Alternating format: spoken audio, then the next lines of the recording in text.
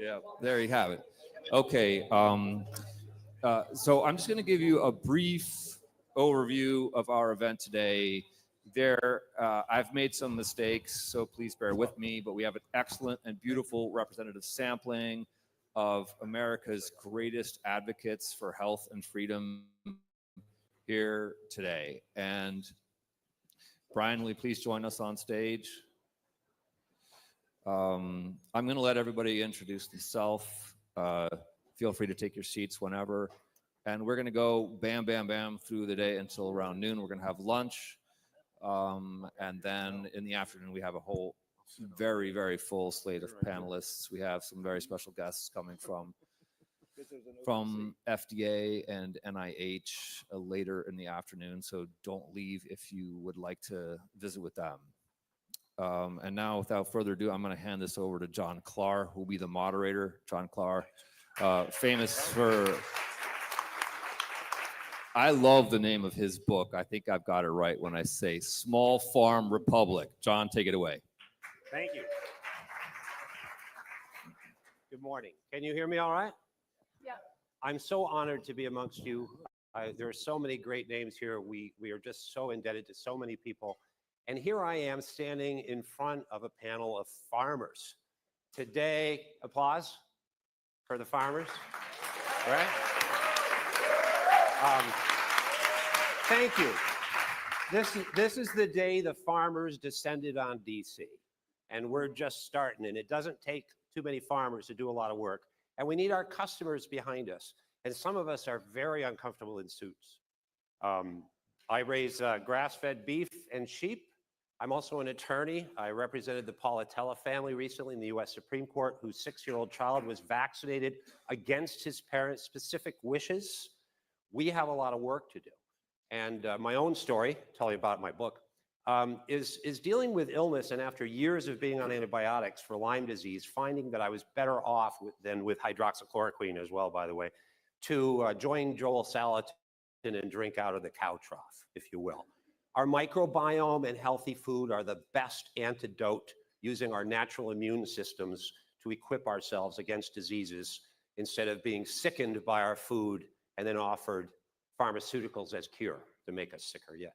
And I'm not actually shamelessly plugging my book, I am. But it's not about the messenger, it's about the message. And this book was written with a foreword by Joel Salatin, who's a friend and a lunatic libertarian by his own definition.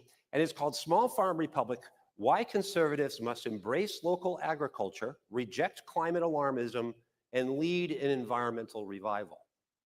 And that's what MAHA has become, right? Conservatives, Joel Salatin, this actually came out of a conversation where Joel said, John, he said, all of my customers at Polyface Farm Organic Foods are liberals. He said, somebody needs to write a book to persuade conservatives to stop eating at Chick-fil-A, right? Not to bash Chick-fil-A, but if they're going to put their highly processed soy-based products in grease, they could at least use beef tallow, right? Amen? A little beef tallow would be good. And so this book was actually proposing that conservatives lead on the environment, something they're historically not regarded as very strong on, by supporting farming and regenerative agriculture and healthy food, as opposed to cobalt mining and lithium mining and solar panels made with coal and the ecotoxins that those renewable policies generate in pursuit of carbon dioxide. And so the premise of the book, we always look at policy and we look at politics. The politics is, how about conservatives lead on the environment by supporting farmers and food? The policies that I outline here are reducing the regulatory burdens on small and mid-sized farmers, of which some I'm so honored to be amongst here. We have a lot of collective experience here on our panel, and phase out the crop subsidies that are literally subsidizing toxic food.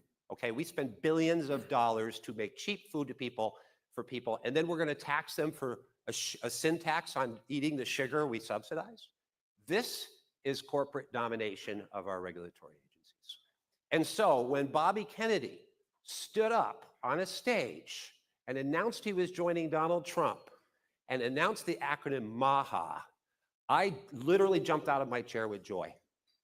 Because How could anybody be against MAHA, right? Who could be? The whole MAGA thing had become a pejorative. And I'm like, this is it. This is going to pivot it. This is going to change MAGA to MAHA. And then I talked to people, they never heard of MAHA because the mainstream media does not want us to make America healthy again or make it great again. They want the price of eggs to go up, right? Because then they can go after, it was mentioned several times, Trump derangement syndrome. It's actually Kennedy derangement syndrome. It's Musk derangement syndrome. And so my policy prescription now is that if we could get Elon Musk, Bobby Kennedy, and Donald Trump to endorse glyphosate, then the Democrats would rally around, right, to ban it, right? What do you think? A little reverse psychology there. They're oppositional. They don't even like cows. I'm gonna, don't get me started. I will defend my cows. We have some other cow defenders here. Cows aren't the culprit. They're not the problem. How they're treated sometimes, which is not their fault. Regenerative agriculture is a foundation of this effort. We have other things that we're talking about today, but right now I'm going to introduce you to a panel of farmers, one at a time. They'll each speak for about 5 minutes. They will tell you who they are, and they will share with you what they think the prescription is to help make America's food system healthy again. Thank you so much.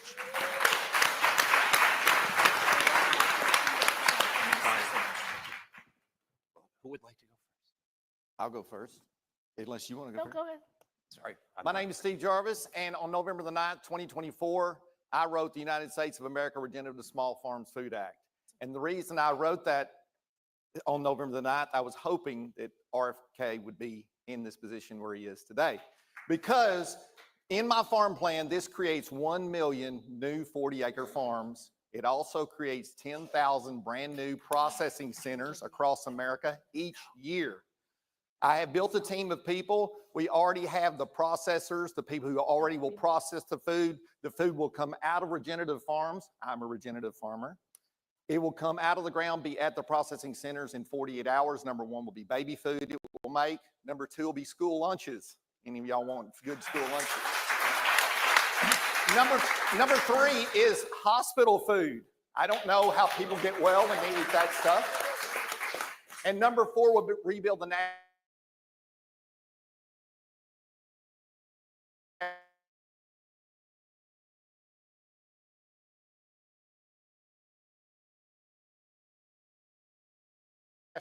defense on food.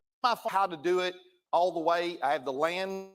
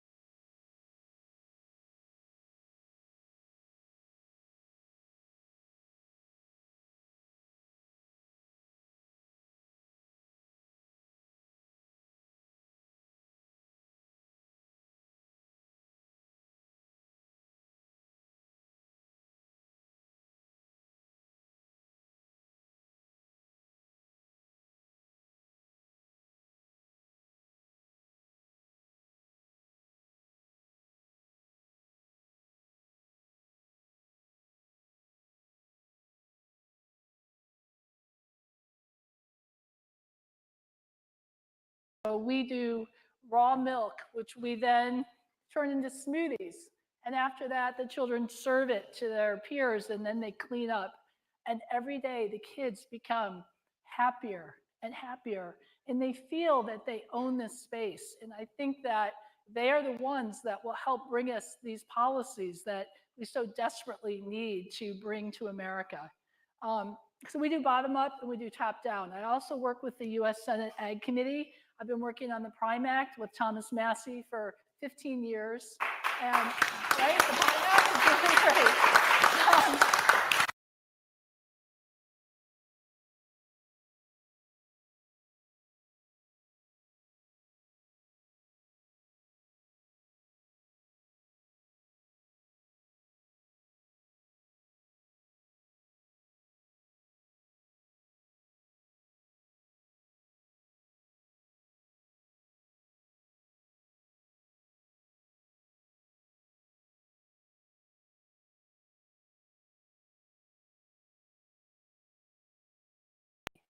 And I think that if we want to have small farmers, we can do the Prime Act and we can do Derek's Law and educate the kids. And that is actually how we can come into a healthy future. So I'm glad to be here. Thank you for having me. And I also work with the MAHA PAC. So anyone that wants to get involved, contact us and we are going to hopefully bring this movement forward across America for the next 8 us to make America healthy again or make it great again. They want the price of eggs to go up, right? Because then they can go after, it was mentioned several times, Trump derangement syndrome. It's actually Kennedy derangement syndrome. It's Musk derangement syndrome. And so my policy prescription now is that if we could get Elon Musk, Bobby Kennedy, and Donald Trump to endorse glyphosate, then the Democrats would rally around, right, to ban it, right? What do you think? A little reverse psychology there. They're oppositional. They don't even like cows. I'm gonna, don't get me started. I will defend my cows. We have some other cow defenders here. Cows aren't the culprit. They're not the problem. How they're treated sometimes, which is not their fault. Regenerative agriculture is a foundation of this effort. We have other things that we're talking about today, but right now I'm going to introduce you to a panel of farmers, one at a time. They'll each speak for about 5 minutes. They will tell you who they are, and they will share with you what they think the prescription is to help make America's food system healthy again. Thank you so much.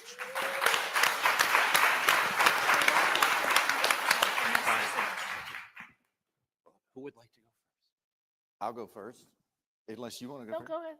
Sorry. My name is Steve Jarvis, and on November the 9th, 2024, I wrote the United States of America Regenerative to Small Farms Food Act. And the reason I wrote that on November the 9th, I was hoping that RFK would be in this position where he is today.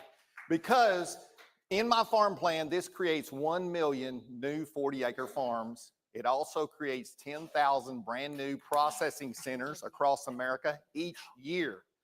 I have built a team of people. We already have the processors, the people who already will process the food. The food will come out of regenerative farms. I'm a regenerative farmer. It will come out of the ground, be at the processing centers in 48 hours. Number one will be baby food it will make. Number two will be school lunches. Any of y'all want good school lunches?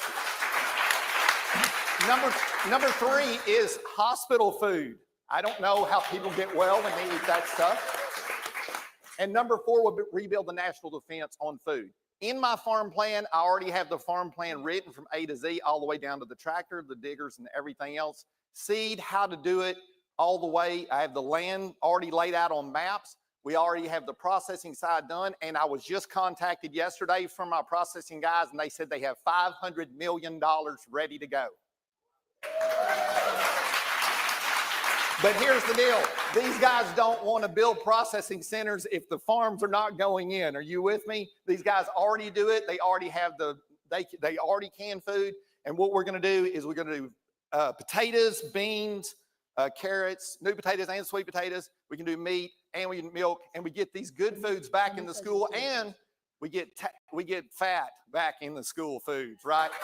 If you want kids to eat good food, you got to put butter in the potatoes, folks, and some cheese and some good salt, and make some gravy. So I not only have the farm plan written and the processing all done in a deck, I can show it in 22 minutes. I also have the online farm school ready to go. 200 online video courses. It's ready to go into every school in America. And also you can join the school yourself. So we have everything ready to go. Now we just need, Trump's flying in. Can we get him to sign on to this today? Thank you. Thank you. Thank you very much. Okay, good morning, everyone. I'm Lee Marinoff, and I got into farming in a really unusual way. I was doing philanthropy with smallholders in Africa and Asia and South and Central America. And every time I came back to America, I realized we didn't know how to do anything. We couldn't grow anything. Our kids didn't know how to do anything. And so I decided that I would bring the projects I was working on back to America. And so I've built a farm community. I've started a bank. I have a thrift shop, a post office, all kinds of things. And after 15 years, I realized it's really all about the children. And so I started the skilling program for children. I teach 30 subjects. I have 103 badges. And right now we're making a documentary on that to really show people how we can get children to be brave, to feel good, to feel that they own their space in this land. And along the way, they'll learn how to milk cows and make cheese and make sauerkraut, make buildings. And I work with 4 to 10-year-olds. I try to give them every tool I can, nothing motorized, but we give them axes and saws, and we teach them how to make tools. And along the way, we feed them real food. So we do raw milk, which we then turn into smoothies. And after that, the children serve it to their peers, and then they clean up. And every day, the kids become happier and happier, and they feel that they own this space. And I think that they are the ones that will help bring us these policies that we so desperately need to bring to America. So we do bottom up and we do top down. I also work with the U.S. Senate Ag Committee. I've been working on the Prime Act with Thomas Massey for 15 years. And right, the Prime Act is really great. I was working with the Democrats, but they have not really helped us bring our policies forward. So I've jumped over, and now I'm going to try the Republicans. We have a great law out of New Hampshire called Derrick's Law. And this is something that Abby Rockefeller, who's really my mentor, has helped me with. And this is a way to have a small farm, dairy farm, raw milk or pasteurized, it doesn't really matter. But you are not subject to any laws as long as you sell under 10 gallons a day. And I think that if we want to have small farmers, we can do the Prime Act and we can do Derrick's Law and educate the kids. And that is actually how we can come into a healthy future. So I'm glad to be here. Thank you for having me. And I also work with the MAHA PAC. So anyone that wants to get involved, contact us, and we are going to hopefully bring this movement forward across America for the next 8 to 12 years. Thank you.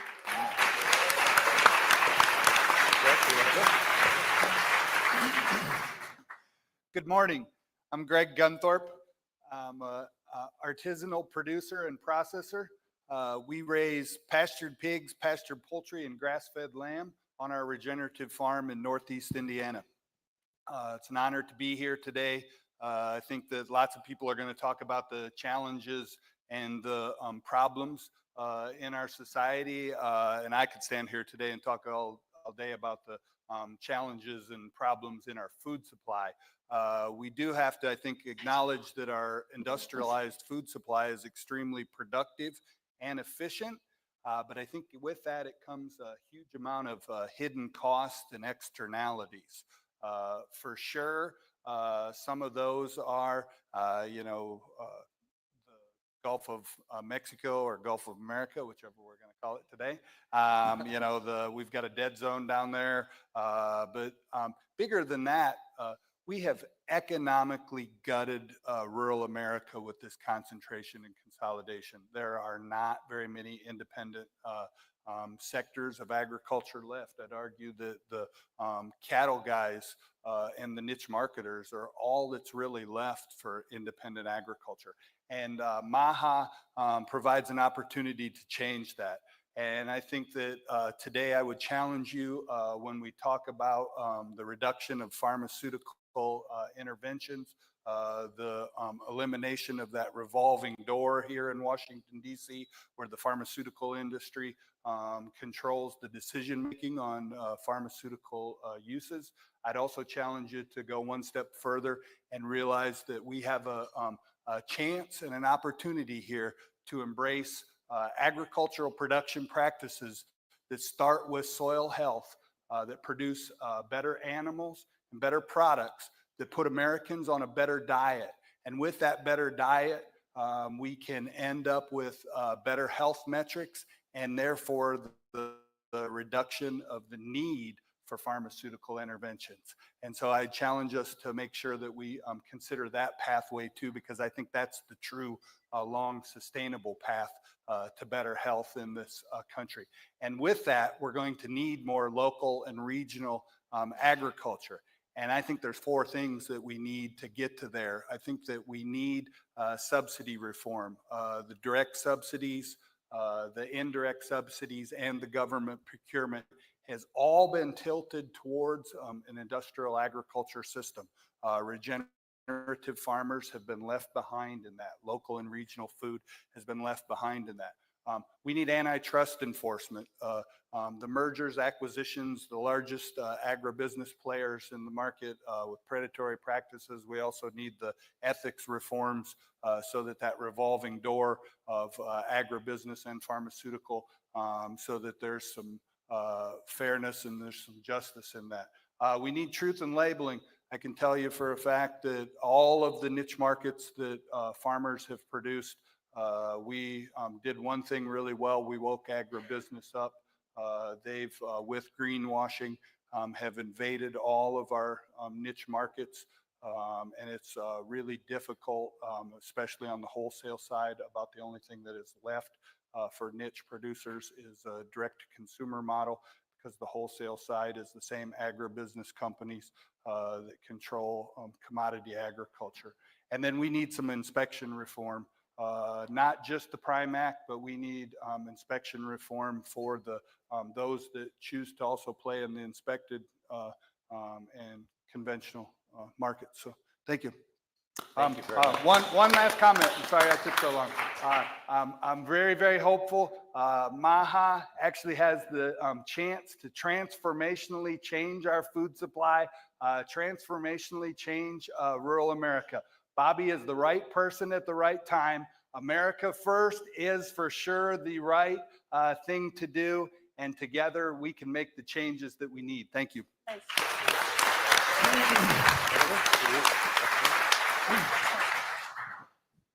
Hey, good morning. First of all, how could you not be behind that acronym, Make America Healthy Again? That's what it's all about. My name is Rick Clark. I am a row crop farmer in West Central Indiana. So we have been on a journey of regenerative. I didn't even know it was called this when we started. We've been on this about 18 years. And the journey has taken us through a lot of trials, a lot of tribulations, a lot of learning. There's so many things that we need to understand when we talk about restructuring the farming community of the United States. This is heritage to them. This is the way they've been taught. Their fathers farmed the way they farmed, their grandfathers. So we have to be very careful how we proceed forward, and we need to make sure we have education, because that's the next big push here. Is the farmers need to be educated on how to adopt the principles of soil health, and then how to implement those principles to be on a successful, prosperous journey. Everything on our farm is geared around two main things: human health and soil health. That's all we strive for. The stigma that is given to the farmers today is the only way they are looked at to be successful is by their yield. That is the exact wrong way to be doing farming. Farming needs to be treated like any other business. It needs to be about return on investment, it needs to be about profitability, and how do you get to that? Now, we have taken our farm all the way as far as about you can go. We are now, we are a fairly large size farm. So this is scale I'm talking about. We are regenerative and we are organic, and we are trying to do this the best we can with no tillage or limited amount of tillage. This is very difficult. And quite honestly, today, I'll wrap it up. Quite honestly, today, the way that we farm is probably not the model for the farmer today, but there's going to be parts of everything that the farmers behind me and all the other farmers that are in this movement, Steve Groff's in the room, Bob Jones, Ryland Englehart, farmers like these folks, we can take pieces from them and come together and create systems that are regionally contextual for each part of the country. So thank you very much.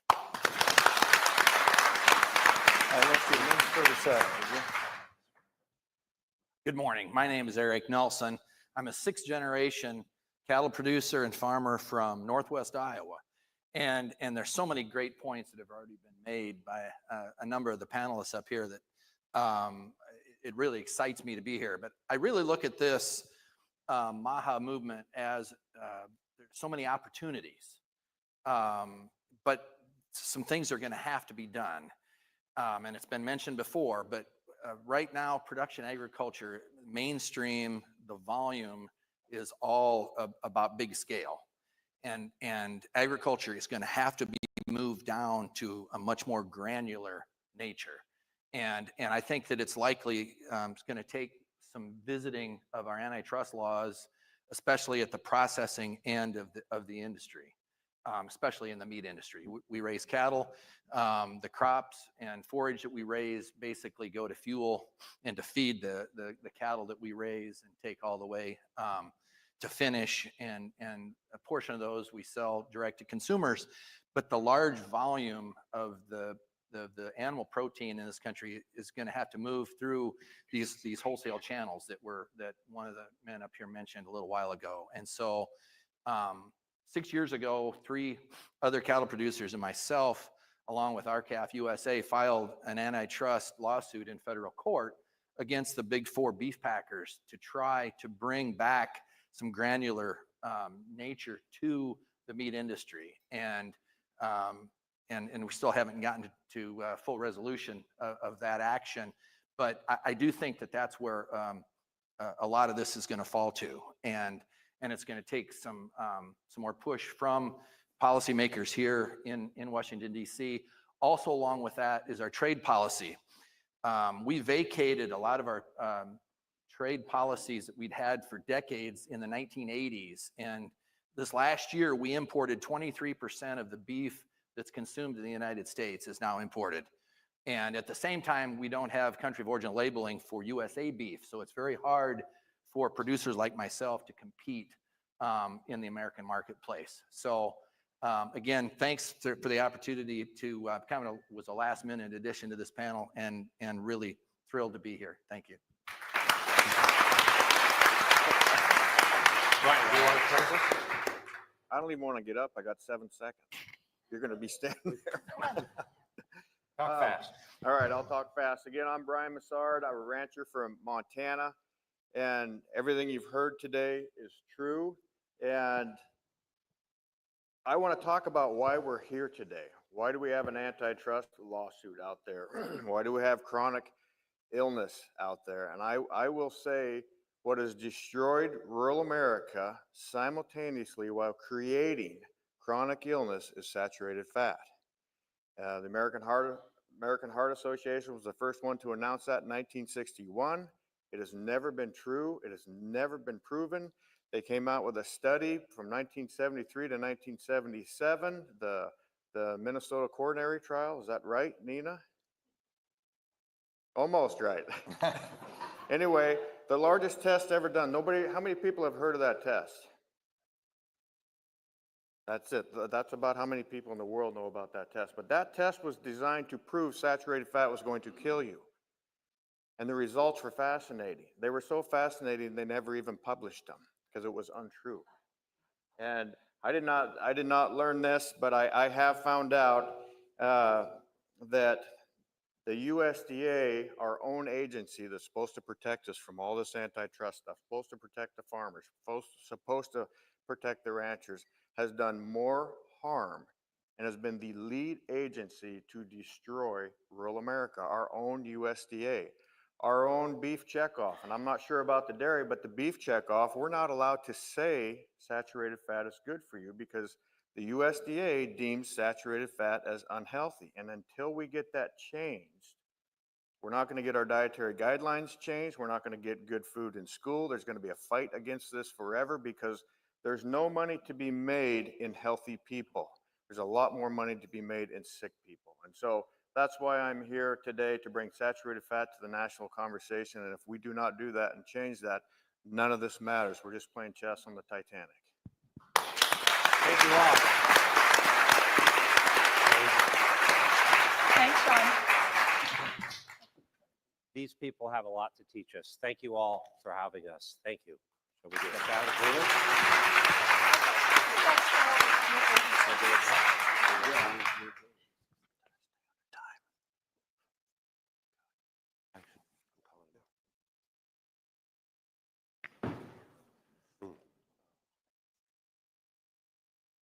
Yes. So we're going to switch to our next panel yet? I get to dismiss us all? Okay, okay. We'll be switching to our next panel. Thank you again so much.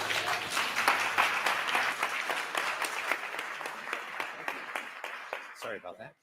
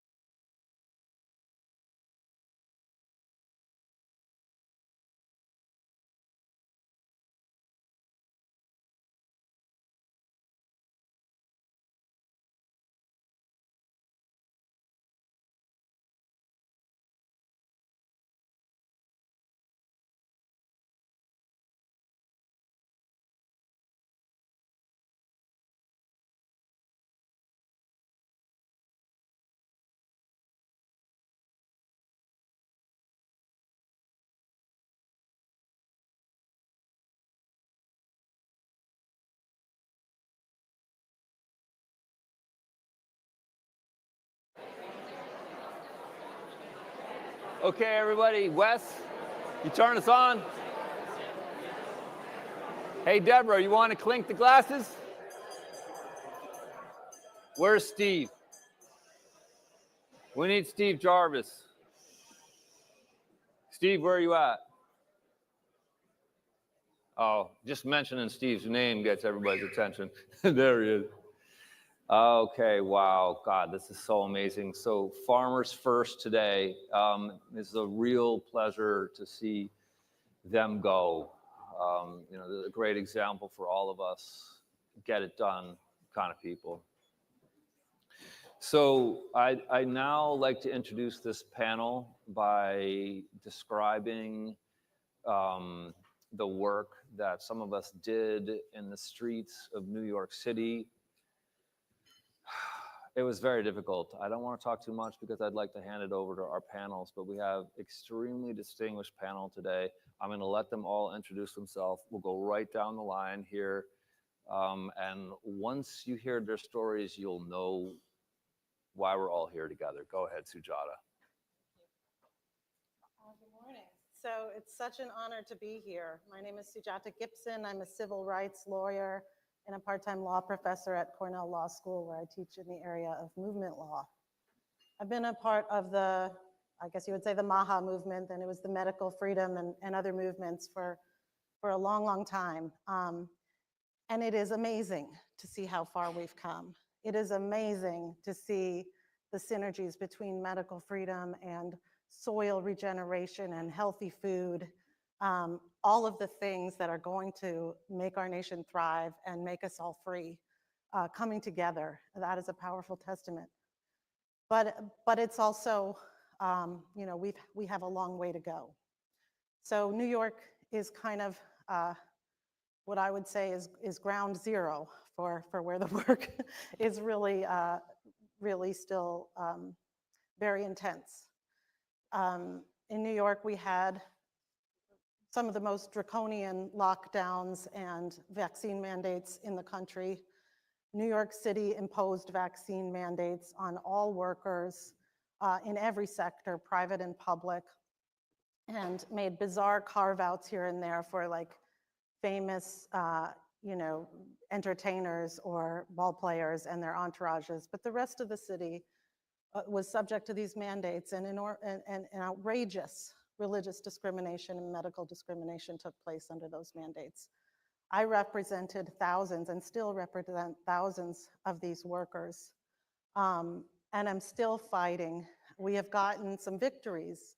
We were able to strike down the healthcare mandate, the COVID mandate for healthcare workers that was keeping 34,000 healthcare workers, doctors, nurses, and so forth, out of their jobs.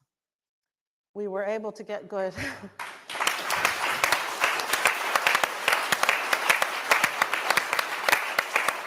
We were able to get, you know, important rulings protecting religious rights in New York City, and many, many cases we've won where workers are reinstated through orders, but New York City still hasn't let them come back to work. Today, we have thousands of the people who kept our city going through the darkest days of COVID, who picked up our trash, who fought our fires, you know, who kept our streets safe. They are still being kept out of work. Teachers, problem codes have been attached to their employment files. They can't get a job elsewhere. Their lives have been ruined. And I've seen the human toll up close. I've seen the firefighter who was working so hard for his family and had such a bright future ahead of him, and who got hurt fighting fires for people and saving people, now rendered homeless, struggling to get anybody to listen to him, even though there's a court order saying he's supposed to be back at work years ago. This is the state we're in New York, and they get an automatic stay on appeal, and these appeals go on for years. So we're winning some legal victories, but we need more. So I want to tie that in a little bit to movement law. You know, one of the things that I talk to my students about is that victories aren't really won in courtrooms. Courts play an important role, but victories come first from the streets and from the culture shifting. Courts don't really like to make new precedent. They like to follow the culture. And MAHA has made it. MAHA has done amazing things. Our culture is shifting. People are starting to understand that basic civil rights, basic rights to decide what happens to your own body, rights to be free of poisons, rights to, you know, have your religious beliefs respected, are important. But we have to keep up with those efforts. And part of what we need to do is keep storytelling, keep speaking to power, and keep seeking pressure that will help the courts understand how important it is to make this right. Because these workers have given us everything, and we owe it to them to fight for them. So I am so glad to be here today, and I'm going to hand it off to the actual workers to talk about what it's been like and what they think should happen. So Thank you so much, Sujata. Thank you. Good morning, everybody. My name is Marcus Thornton. I'm the president and co-founder of Feds for Freedom.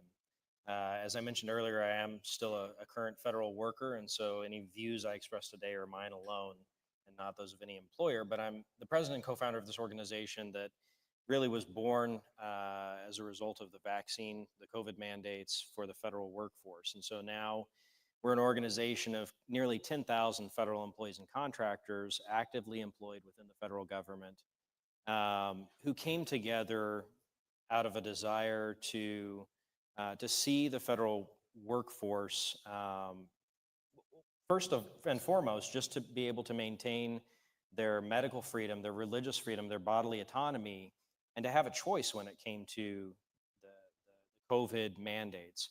That was a choice that we didn't have. It was taken away from us, and we were punished severely for standing up for our rights. We were, as an organization, we were shadow banned, deplatformed, and everything else. But as individuals, many of us were terminated. We had our security clearances revoked. We were fired. We still have employees today that have not been reinstated. People like FBI agent Garrett O'Boyle, who, because they stood up for what they believed in, they were forced out of the federal government. We had federal agencies during this period labeling anybody who was skeptical of COVID mitigation measures as an insider threat. And so, now we're trying to fight for reinstatement of those employees, to have the record corrected, but also to seize this opportunity within the Make America Healthy Again movement to make sure that moving forward, not only federal workers, but all Americans have the right to maintain their bodily autonomy, to maintain their medical freedom, their religious freedom, and to not have to go through what we went through over the last 3 years. We've been so grateful to Secretary Kennedy and so many others in the movement that have stood with us over the past few years. And this is such an important issue. It's impossible to overstate the harm that was done to our liberties over the last few years. And it's really encouraging to see what broad support there is for correcting that and for getting back to a point of really making America healthy again. Now we continue within the federal government. We want positive reform. We want a government that is responsive to the American people, that is reflective of the American people, that is truly of the people, by the people, and for the people. And, unfortunately, in recent years, that's not what we've had. So a lot of organizations, a lot of people are seeking to push positive reform within the federal bureaucracy, but they're doing it from the outside in. So we're the only ones that are doing it from the inside out, and we're going to continue to fight that fight. It's a pleasure to be here with all of you today.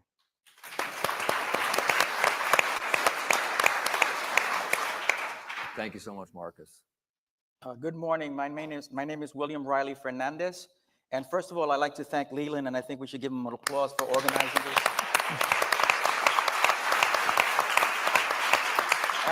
Absolutely awesome, and it's nice to see that I'm with fellow New Yorkers here in New York. I'm a New Yorker, so we talk quick. But this is very important because it's not only I have 4 suggestions here, but solutions. Because I'm a UPS Teamster, active Teamster for the last 42 years. So I always kid around, the longest summer job I've ever had. Brothers and sisters, fellow labor leaders and champions of workers' rights, today I stand before you as a proud advocate for workplace safety, labor rights, and the fundamental principle of worker autonomy. As a former Teamsters Health and Safety Director, I have spent my career ensuring that the men and women who power our industries, move our supply chains, and keep this country running are not just respected, but protected. I am here to speak on a victory that belongs to the workers, 350,000 UPS Teamsters who stood their ground, fought corporate and government overreach, and won the right to make their own medical decisions without fear of job loss.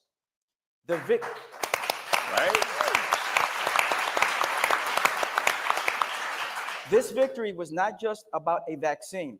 It was about preserving the dignity, autonomy, and rights of workers in every industry. And today we must ask ourselves, how do we ensure that no worker ever has to fight this battle again? Now, the battle for worker safety and autonomy. When COVID-19 pandemic hit, we saw just how vulnerable America's workforce truly was. But while the virus itself was a challenge, the policies that followed created an entirely new crisis, one of coercion, job loss, which was discussed, and disregard for individual rights. Across the country, workers in healthcare, education, firefighting, and law enforcement were given an ultimatum: comply or be cast aside. Nurses and doctors who had been hailed as heroes were fired overnight for refusing a vaccine they felt uncertain about.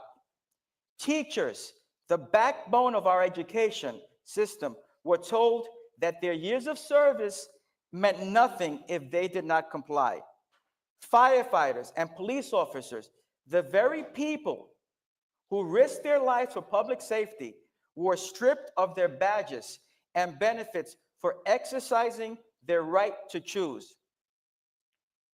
These were men and women who had dedicated decades to their professions, yet they were tossed aside without hesitation. But then there were the UPS Teamsters. And by the way, I was Mr. Robert Kennedy's labor advisor and New York State Latino coordinator. And the one that brought me in was this gentleman right here, Congressman Dennis Kucinich.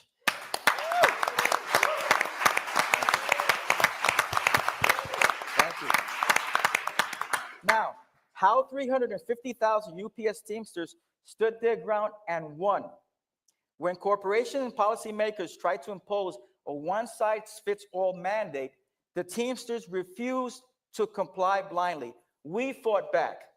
We leveraged our collective bargaining power, ensuring that our voices were not ignored. We stood united, drivers, warehouse workers, part-timers, the country, refusing to let our livelihoods be held hostage. We did not allow corporations or the government to dictate what we put in our bodies, and we won. No forced vaccinations, no job terminations, not one, and no worker left behind. This was not just a victory for UPS Teamsters, it was a victory for labor movements everywhere.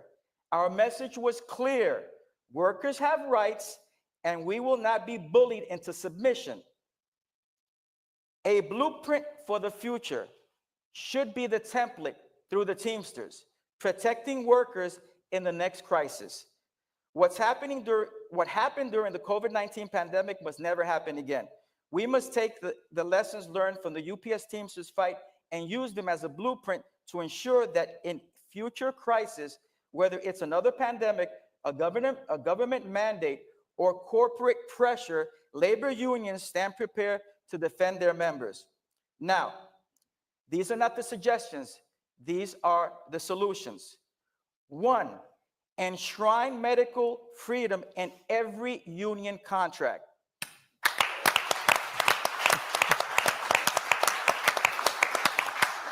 Every labor contract should include protections against forced medical procedures or terminations based on medical status. Just as we negotiate wages and benefits, we must negotiate for medical autonomy as a fundamental worker right. 2, strengthen the power of collective bargaining. Our victory at UPS was possible because we organized, unified, and we had a strong bargaining position. Other unions must solidify their power so that in any crisis, they can negotiate from a position of strength, not desperation. 3, defend workers in essential sectors. Healthcare, education, law enforcement, and firefighting unions must take preemptive action. We must advocate for laws that prevent job terminations based on personal medical decisions. No worker should ever be faced with the choice of feeding their family or following an unwanted mandate. 4, build coalitions like we have here across industries, whether it's union or non-union. This is not just a Teamsters fight. This is a labor-wide fight. We must form alliances between transportation workers, first responders, educators, healthcare professionals, and private sector unions to ensure that no industry is left unprotected. Our labor movement is stronger together. The UPS Teamsters proved that standing together works, but now we have the responsibility to ensure what we fought for becomes a standard for all unions. Let this be a call to action to every labor leader in this country. Make worker autonomy a top priority in your next contract negotiations. To every worker who was forced out of a job, like we just heard, during the pandemic, know that your fight was not in vain. Your sacrifice must drive us to ensure this never happens again. To top policymakers and lawmakers, we will not be ignored. The labor movement has woken up, and we demand protections that respect both labor and our rights as individuals. The strength of labor has always been in unity, resilience, in the willingness to fight for what is right. And today we say out loud and clear, never again. And before I finish, I think that God bless Robert Kennedy Jr. and God bless President Trump for allowing the MAHA movement to flourish, because this is just the beginning. Thank you.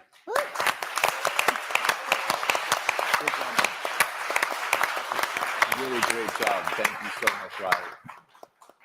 Good Louis? morning. Leland?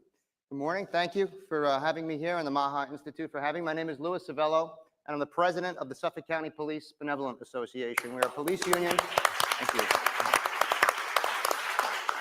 Police union from Long Island, New York. And you may have noticed many men and women running around town in uniform this week, and that is because it is National Police Week.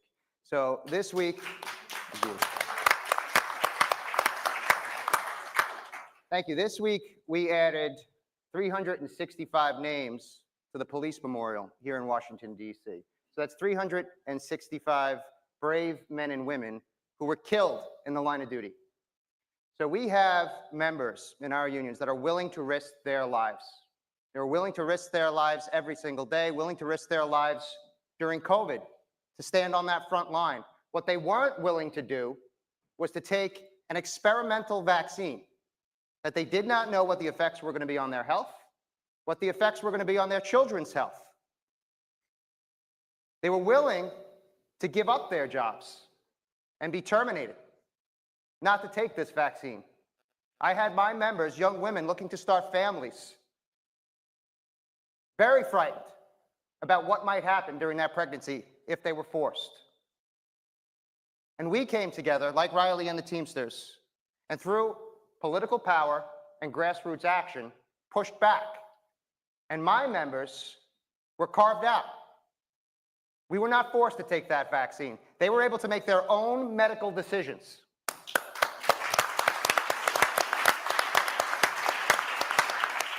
But so many of my brothers and sisters, as you just heard on this panel, New York City, police officers in New York City, nurses, teachers, all those people who do stand on those front lines were forced or were fired, right?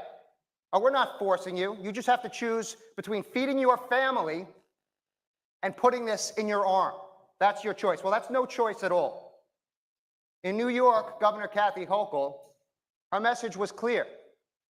Nurses, doctors, take the vaccine, union nurses, or I will fire you and I will bring in scab labor.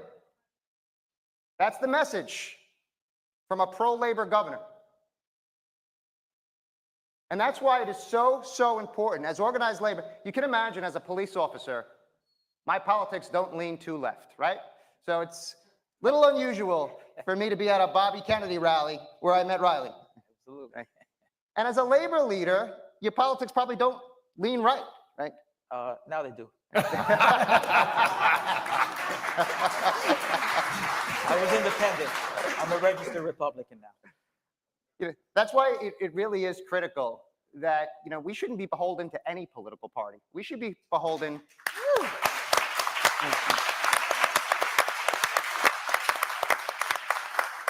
only to doing what's right, right? What's right for our members, what's right for this country.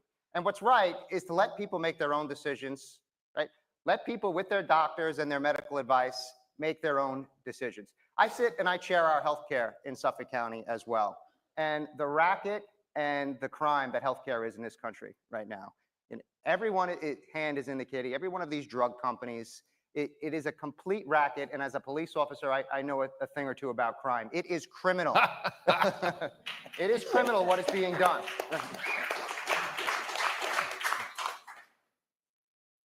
I can tell you, a good friend of mine sits on a chair of one of the hospital networks in New York.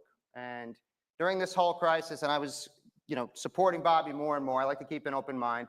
And I'm chatting with him about it, and I'm telling him about some of what Bobby Kennedy had to say about the vaccine, et cetera, and about my members not wanting to be mandated. And he's telling me, well, what do you mean? I mean, all the expert class, the doctors, these renowned doctors that sit, and he works with, as chair of this medical system, are all saying the same thing. And how dare I question them? How dare Bobby Kennedy question them? Right? And I asked, well, let me ask you, where were these doctors during the opioid crisis?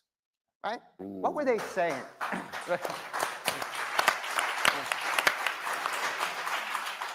Were they sounding the alarm about how addictive Oxy was going to be? How it was going to be a plague on this country? How teenagers were going to end up dead? Were they sounding those alarms? No. You know what those doctors were saying? What's your pain? 1 to 10. Yeah. Pushing poison. Getting their pockets lined. You know who is sounding the alarm? Bobby Kennedy.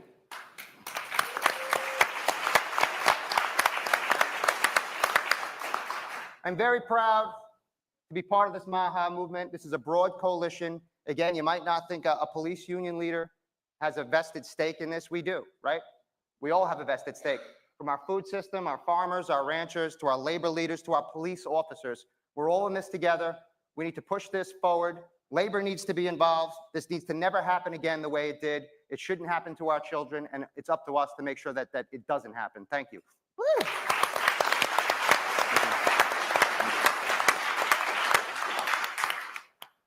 Well, I have the great good fortune of saying that we're going to be doing this on a regular basis, so we'll be able to have more conversations in the future. But we're going to take another break, and we'll get another panel up here in about 5 minutes. Thank you very much for being here. Sorry. Can we all take a, Leland, can take a picture, all of us, right? Yeah, sure. Yeah.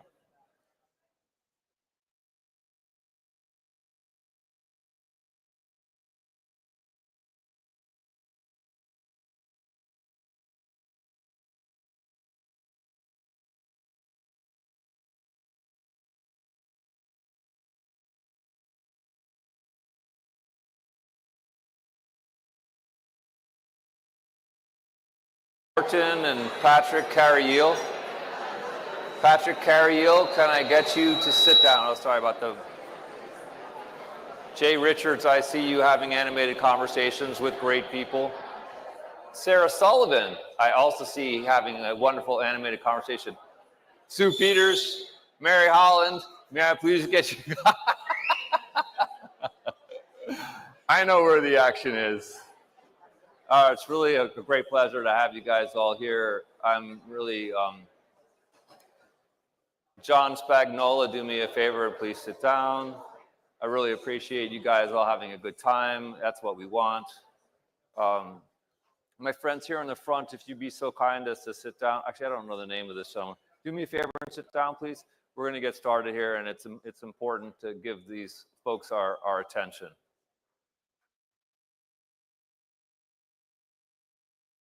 I'm really, really excited about this panel. This is one of the great blessings of working with Robert F. Kennedy Jr. is that occasionally people who are trying to reach him will find me. He's very busy, and sometimes they find me. And that's the case for all three of these young men here on stage today. And I'm not going to really say any more about it. I actually would like them to tell the story. We are really lucky to have young people willing to do what they are getting ready to do, and I'm just going to let them tell their stories. Why don't you start, Sam? Yeah. So I'll start by introducing myself. Hi, I'm Samuel Sievers. I attend the University of Maryland. I'm doing mechanical engineering. I'm 19 years old, and I'll speak to sort of the ethos of MAHA and my path towards it. So at 14 years old, I was living in the country of Oman, and they had a terrible lockdown policy. And I was stuck home with my parents, and we would pretty much just order ultra processed foods every single night for dinner. And I was 14 years old, and I had pretty bad cystic acne from that inflammatory response. So my mom had booked an appointment with me online with a metabolic doctor from Irvine, California, and that sort of started my path towards finding alternative health and metabolic health. I started to eat healthier. I started to see how to do things at a different scope because I was taking Accutane at the time too, and it had caused depression for myself. So now we're building a movement from our visions and how we can get the rest of the youth on board in a way to touch the youth through MAHA and to make them healthier again. So yeah,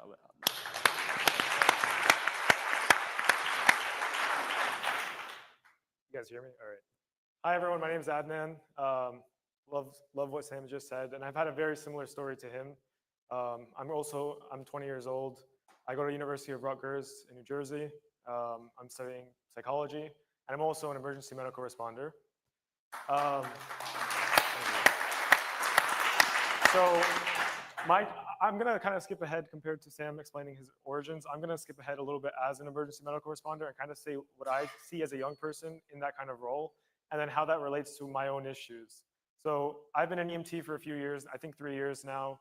I've seen all different types of things, on the front lines with people that have all types of disorders, amputees, people that have, gone to fatal car accidents, all the way to people that are living in care centers, because they lost, control of half their body. So you see a lot of things in these places. And as an EMT, it's been very, very hurtful as a young person to go to, rehabilitation centers on every block because they're literally scattered everywhere, where you just see hundreds of people, elderly people most of the time, just thrown around in this very sick state where, they're not able to take care of their own bodies. And I start to question as a young person if that's a normal thing. Should we grow up and see, older people living in these homes with such terrible conditions? Is that a normal thing that we're supposed to experience? And so, I always try to talk to the patients. I always try to learn more about them and try to see what's going on in their life and why they ended up in that state. And so I'll always ask them, what do you think is the reason that you've gone along these years and now you have diabetes? Or what's the reason that you think caused this? And a lot of the time, unfortunately, I hear very fatalistic answers, meaning I hear people saying things like, it's just in my genes. My mom had it. I was going to get it anyways. I'm 80 years old. What do you expect? That's the kind of things I hear constantly 24/7. And I wonder if that's actually the case. Am I supposed to just expect that when I grow up, in the country that we live in, am I going to have a chronic disease? Is that something that I'm supposed to expect? Now, skipping a little bit back, when I was in middle school and then going into high school my freshman year, I had really, really bad anxiety and OCD. I would have panic attacks every single day. I would constantly be aware of my breath. My mom, she's a dietitian herself, but she was taught very conventionally about nutrition and things like that. So she was freaking out 24/7. She saw her son, barely being able to catch his breath, having panic attacks 24/7, and she was terrified. To her, this is she thought I was probably going to die, in her perspective. She's never seen mental health in this way. She's never seen someone having a panic attack every hour of the day. I had it really bad, and I had OCD just as bad, where I was constantly, having rituals and constantly involving myself in, really complicated things just to make myself feel good, like turning doorknobs and things like that. And for me, I thought that was just, something was wrong with me. God, I guess, did something negative to me, and it was my fault. That's how I perceived it. But then I started to see more and more that a lot of other people in my school had these kind of things, and the more I started to have it, the more I witnessed that they had it too. Eventually, I was lucky that I came across Dr. Mark Hyman. And with Dr. Mark Hyman's books and the way he spoke, I ended up getting into the keto diet. And through the keto diet, I ended up curing myself of OCD, anxiety, lost 70 pounds in the span of, so I lost around 70 pounds in the span of 2 or 3 months. My friends would say that's really unhealthy. How do you lose weight so fast? to be honest, I wasn't calorie counting. I was just doing keto. My markers all improved, and I felt a whole lot better. And life, started to look up for me. Before, I couldn't even speak in front of people like this, and now it means nothing to me. Like, I enjoy speaking in front of people. But the unfortunate reality is that my situation is exactly the situation of so many young people, right? Like the statistic that 60% of young people have a chronic disease is insane. Like that's crazy. And I love the fact that so many people in this room are constantly talking about young people, and like there's such a big, I feel like an intrinsic feeling that you guys all have where you care about young people, and it's so heartwarming as a young person to see this, that so many people actually care. It's not just politics. But even then, within that framework, it's like, how can we actually make young people within the dynamic right now where so many are sick, so many are constantly, in their rooms, unfortunately, the term they use is bed rotting.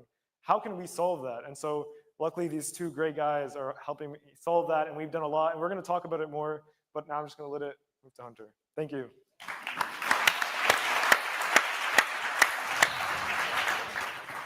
Thanks, Adnan, for that.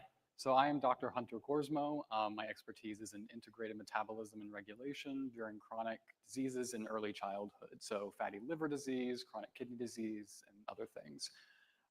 So I was actually inspired to pursue this research because my siblings, both brother and sister, have chronic diseases. My sister was born small for her gestational age, as well as my brother being born with cystic fibrosis.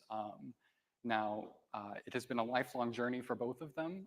My sister actually became obese, and it is something that has run in our family, or it's supposed to have run in our family. So that really instilled in me to want to pursue research. And I went to first get my PhD in researching prenatal issues, essentially like maternal obesity, and how that impacts the long-term health for children after they're born. My findings were that it is so much more, between 6 and 10 times more likely for a child to develop fatty liver disease or chronic kidney disease early on in life, like before the age of 13 or 14, if moms are maternally obese. So there was a lot of benefits that we could have to addressing those issues. Now, I joined Touchgrass because of my research interests and how to help mitigate a lot of chronic disease in kids. And I think that we have developed a lot of good policy and good ideas on how to directly reach them, as well as how to convey a lot of the science in an easier, more digestible format. And so I'll give it back to Adnan, and yeah.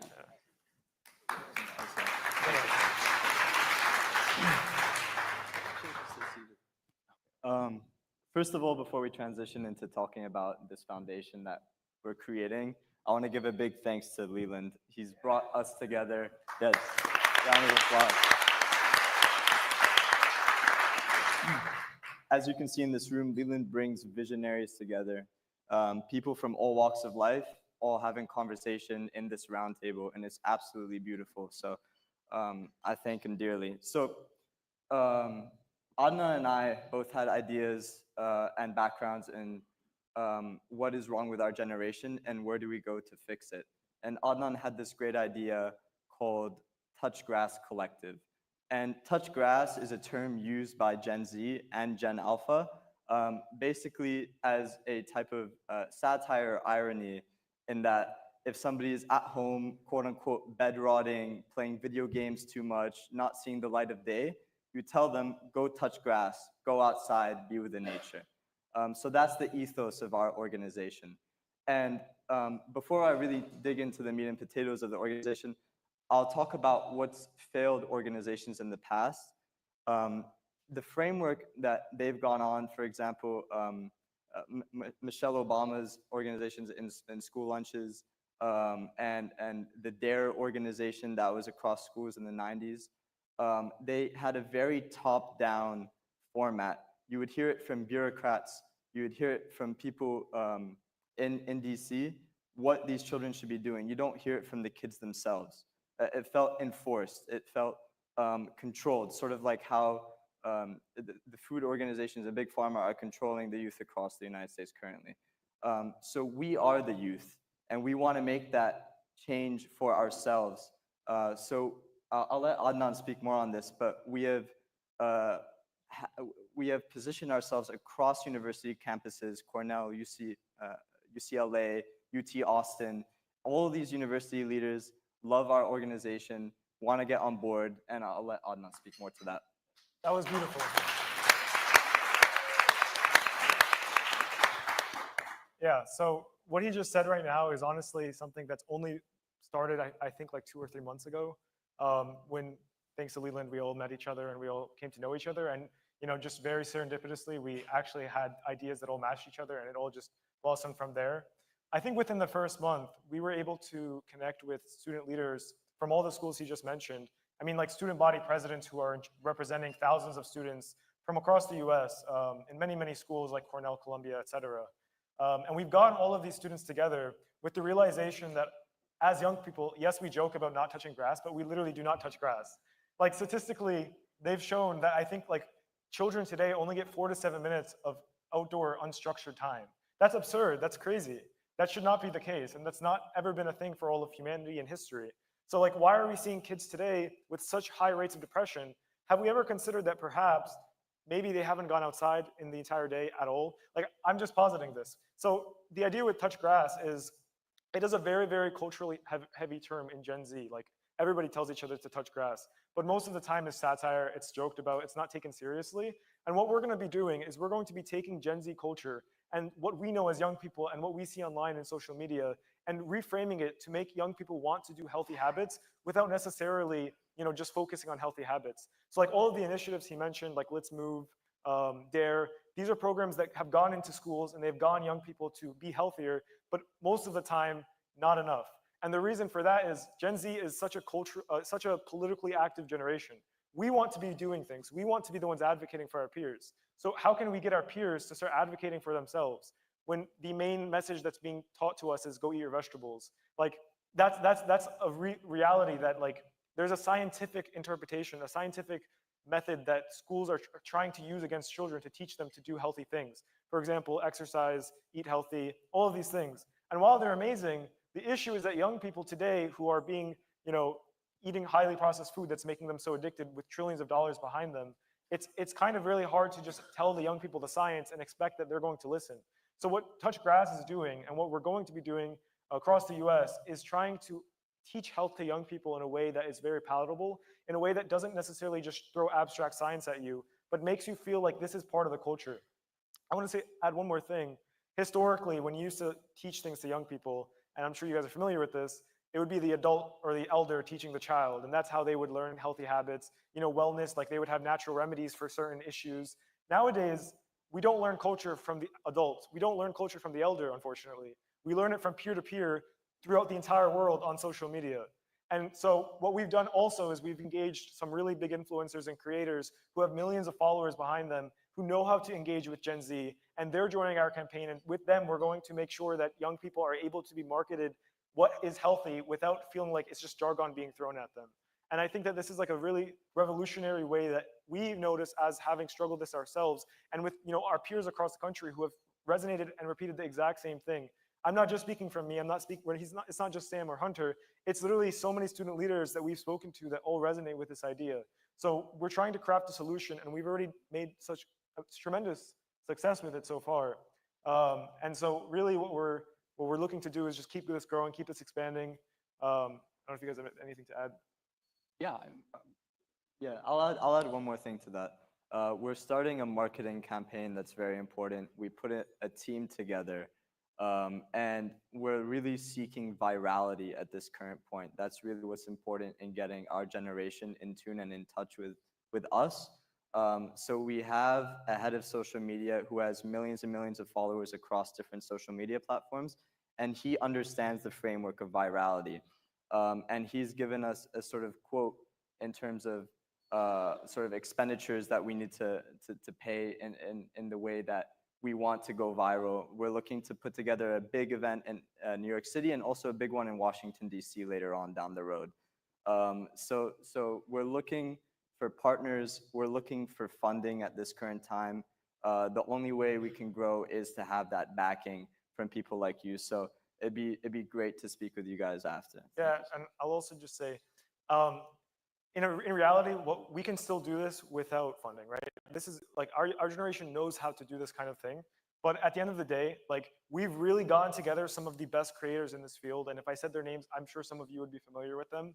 But in order for this to really take off, we're looking for support, not just funding, but really just, allies, partners, people that are interested. Because, after all, young people, a lot of the time don't really get access to speaking with people that have the potential to support them, even with just advice. And Leland's done that so tremendously. And again, I really thank him for that. But like, this is already really big. And also, yeah, Secretary Kennedy also is aware of this, and we've spoken to him, and he's very much likes this idea. But we're looking to just keep going with the momentum, because so far we've gotten so many schools, we've gotten so many people, creators and people interested, and now it's just about taking it to the next level. And I think that we all talk about solutions for young people, and so many are happening with policy and with changes driven through the government. But let's think now, how can we get young people advocating for themselves and pushing themselves to be healthy in the most Gen Z and Gen Alpha way possible? Thank you.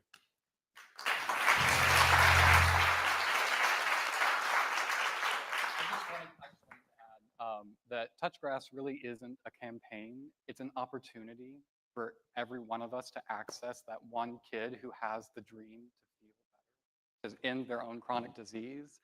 And I think that this is the opportunity that we have to find the solution and to really do something better. Beyond that, we're instilling motivation and self-reliance, again, for a younger generation of Americans. Thank you. You guys. Thank you guys. Well,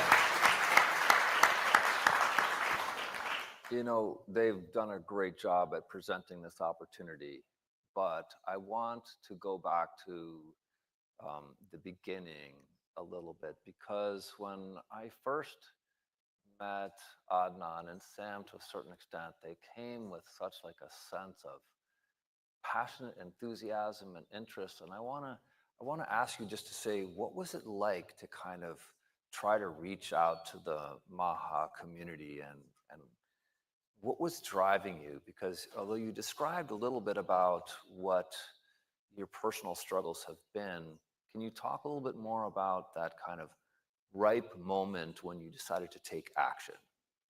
Yeah, so I reached out, I think, to MAHA PAC through the website.